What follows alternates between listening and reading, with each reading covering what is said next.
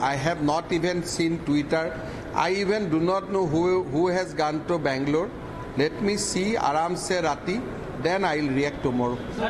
देखिए, ये सब बनावटी बातें बीजेपी के खेमे से चलती है। उनकी तो ये हालत है, खिसियानी बिल्ली खंबा नोचे। वो तो सोच भी नहीं सकते थे कि सभी एक होकर बीजेपी के खिलाफ, आरएसएस के एजेंडा के खिलाफ खड़े होंगे। एक तरफ वो कहते वो है कौन, और दूसरी तरफ वो हर चीज पर इस प्रकार की तीखी टिप्पणी कर रहे हैं। उनको मालूम है कि सबसे बड़ी चैलेंज आज बीजेपी के राज के खिलाफ पैदा हुआ है। इंडिया नाम को लेकर भी काफी टिप्पणियां आ रही है बीजेपी की ओर से। असम के मुख्यमंत्री ने तो अपने ट्विटर हैंडल से इंडिया नाम हटा के भारत कर दिया। ये दोनों है, इंडिया भी है, भारत भी है। वही आरएसएस मोहन भागवत जी ने कहा ना कि इंडिया में महिलाओं का रेप होता है, भारत में रेप नहीं होता है। वो मानसिकता जो आरएसएस बीजेपी के है वो स्पष्ट होता है। हमारे लिए इंडिया भारत एक है, और इंडिया बचाओ भारत बचाओ, ये हमारे नारा है।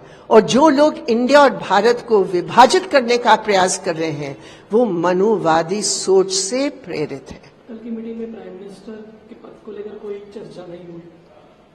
हमारी चर्चा संविधान को बचाने की हुई है। संविधान बचेगा तो देश बचेगा।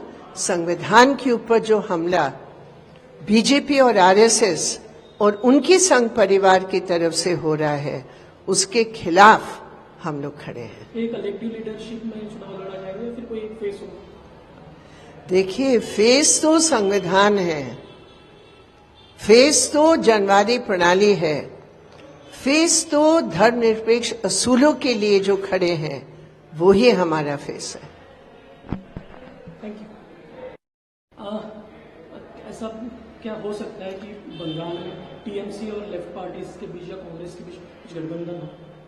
देखिए, गठबंधन का सवाल हर प्रदेश के अलग अलग राजनीतिक संतुलन है।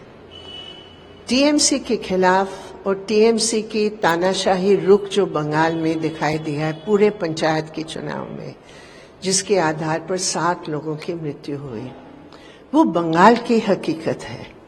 तो हर प्रदेश की अलग अलग राजनीतिक संतुलन और राजनीतिक शक्तियां हैं।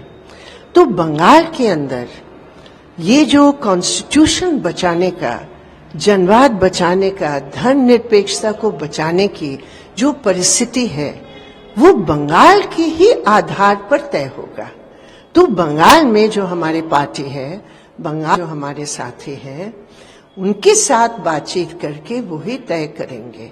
लेकिन मैं ये कह सकती हूं कि जनवाद के ऊपर हमले करके आप जनवाद की रक्षक के नाम पर खड़े होंगे, उसकी बहुत कम क्रेडिबिलिटी है। एक सवाल और पूछना चाहता हूं। कुछ एमपीज हैं टीएमसी के, वो प्राइम मिनिस्टरशिप के लिए ममता जी का नाम आगे करे, क्योंकि कल कांग्रेस ने बोल दिया कि उन्हें कोई इंटरेस्ट नहीं। मैंने आपको कहा, सवाल प्रधानमंत्री की बात की है, सवाल संविधान की है। जब संविधान नहीं बचेगा तो प्रधानमंत्री क्या रहेगा? मोदी जी तो प्रेसिडेंशियल सिस्टम यहाँ हिंदुस्तान में लाने के प्रयास कर रहे हैं। सवाल है संविधान की। संविधान बचाओ भारत बचाओ, इसी स्लोगन को लेकर हम लोग सब एक हुए।